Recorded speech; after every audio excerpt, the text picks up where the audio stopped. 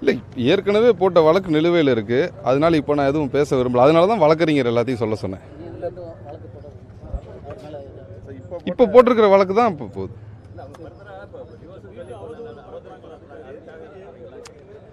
இந்த மைக்கு புலிகேசிக்கெல்லாம் நான் ரியாக்ட் பண்ண விரும்பல. விடுங்க, பார்த்துக்கலாம்.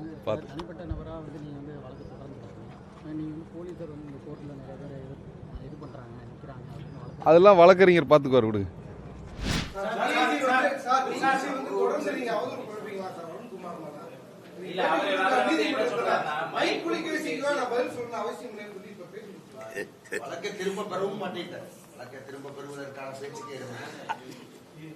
இதுவரை நல்ல கேள்வி கேட்டுட்டு இருந்தீங்க.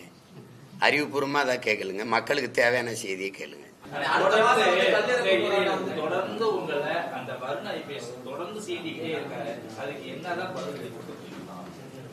அவருக்கு என்ன பதில் அடி கொடுக்கணும்? அவரு என்னை சீன்றதுனாலதான் அவர் அந்த இடத்துல இருக்காரு.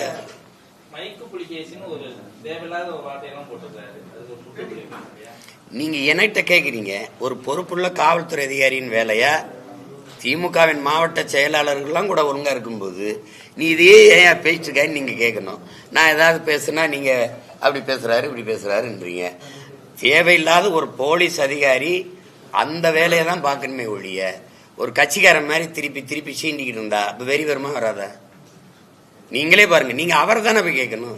உன் வேலை என்னையா அதை பாரியா? இத்தனை காவல்துறை அதிகாரிகள் இருக்கும்போது, இவ்வளவு ஐபிஎஸ் அதிகாரிகள் இருக்கும்போது இவர் மட்டும் இந்த வேலையை தொடர்ச்சியா செஞ்சுக்கிட்டு இருக்காரு. அதை நீங்க கேட்க மாட்டேங்கிறீங்களே, என்னையே கேட்டுக்கிட்டு இருக்கீங்க. நான் உங்க முன்னாடி உட்காந்து பதில் சொல்றதுனாலயா? அவரை கேளுங்க, என்னையா பழக்கம், என்னையா அப்படி பண்ணிட்டு இருக்காங்கன்னு. உயர் காவல்துறை அதிகாரிகள் நடவடிக்கை எடுக்கணும். ஆட்சி அதிகாரத்திற்கு கேட்கணும். அவங்க தான் அனுமதிக்கிறாங்க, பேச சொல்றாங்க. அவரை திருப்பி திருப்பி இழுத்து விடுறாங்க. அதுக்கு தான் அவருக்கு பதவி உயர்வு கொடுக்குறாங்க. அவர் அதே இடத்துல இருக்க வைக்கிறாங்க. அவர் ஒரு அரசாங்கம் நடத்துவாரு. நீங்க எங்க வழக்கு போடுங்க என் கட்சிக்காரர் மேல, அங்க இருக்கிற ஒருத்தரை சொல்லி அங்க ஒரு வழக்கு போட சொல்லி தூக்கிட்டு போயிடுவாப்ல. போனவன செல்போனை பறிச்சுடுவாப்ல.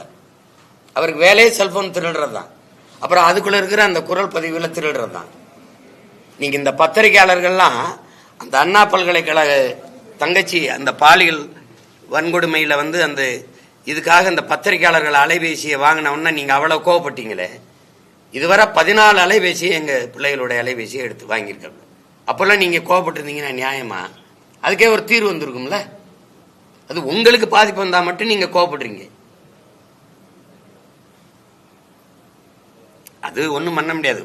உங்களுக்கு எல்லாருக்குமே நான் ஒரு வெறுப்பு இருக்கு. அது என்ன, அவனை திட்டலாம், அவன் கட்சியிலிருந்து போகலாம். இப்ப எத்தனை கட்சியிலிருந்து என் கட்சியிலிருந்து சேர்றாங்க, அதையெல்லாம் நான் சொல்லிட்டு இருக்கேன்.